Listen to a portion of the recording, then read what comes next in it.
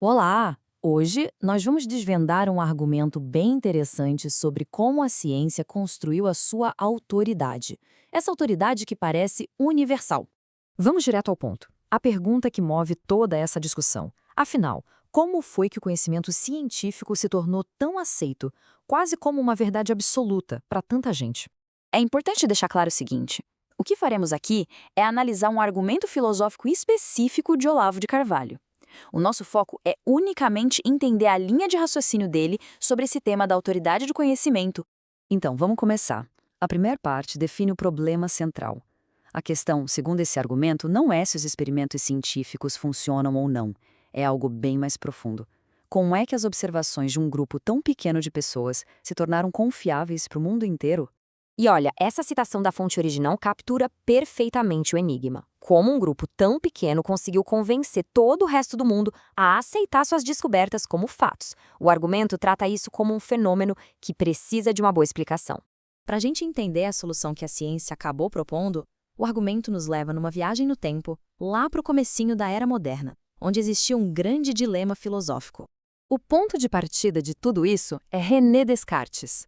A busca dele por uma verdade que ninguém pudesse questionar deu o pontapé inicial para muita coisa, mas, ao mesmo tempo, acabou criando um problema fundamental. E aqui está o pulo do gato do argumento, sabe? A certeza do penso, logo existo, é uma verdade muito poderosa, sim, mas ela é totalmente interna. Sozinha, ela não consegue criar uma ponte para o conhecimento do mundo lá fora. É essa a grande desconexão. Pois é, essa lacuna entre a razão pura e o mundo físico precisava de uma solução. E é exatamente aí que entra a próxima grande virada no pensamento da época. A história que o argumento conta é mais ou menos assim. Onde o racionalismo de Descartes deixou um vazio, o empirismo veio para preencher. E o experimento, quer dizer, a observação direta das coisas, se tornou a nova chave para conectar a mente ao mundo e gerar um conhecimento que fosse de fato confiável. Só que, segundo o argumento, ao resolver um problema, se criou outro, talvez um ainda mais complicado. A questão agora não era sobre o experimento em si, mas sobre quem estava lá para ver o experimento acontecer. A fonte vai buscar em Thomas Hobbes essa observação que é crucial. Se a prova está no experimento, o que acontece quando quase ninguém pode de verdade testemunhar esse experimento? O que a gente vê aqui é a dimensão gigantesca desse problema. De um lado, uma elite minúscula, as únicas testemunhas oculares da prova. Do outro lado, toda a humanidade, que é basicamente convidada a acreditar no que essas testemunhas dizem. A pergunta que fica é: como essa confiança foi construída? E é isso que nos leva à grande conclusão do argumento, que tenta dar uma resposta a essa questão da confiança generalizada. A fonte conclui que a aceitação universal da ciência não foi só uma vitória da prova experimental. Foi, na verdade, um milagre da retórica, uma verdadeira façanha de persuasão numa escala que nunca tinha sido vista antes. A lógica do argumento é que a confiança meio que mudou de lugar, sabe? Ela saiu do ato de ver a prova e foi para o ato de acreditar na testemunha. E quem era a testemunha? A comunidade de cientistas. A autoridade, então, passou a ser das pessoas, e não só do processo.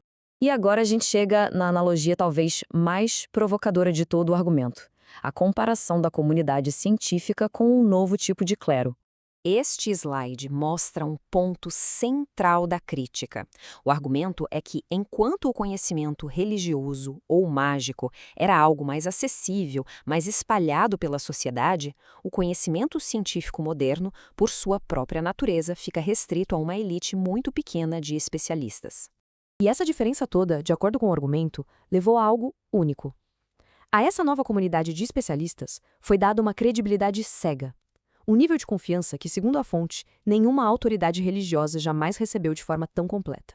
Então, para a gente amarrar tudo o que foi dito, o argumento que analisamos aqui propõe que a base da autoridade universal da ciência não é só a prova em si, mas um ato fundamental de confiança social naquela comunidade seleta que faz e interpreta os experimentos. E no final, a gente fica com essa pergunta para refletir, uma pergunta que está no coração de todo esse argumento.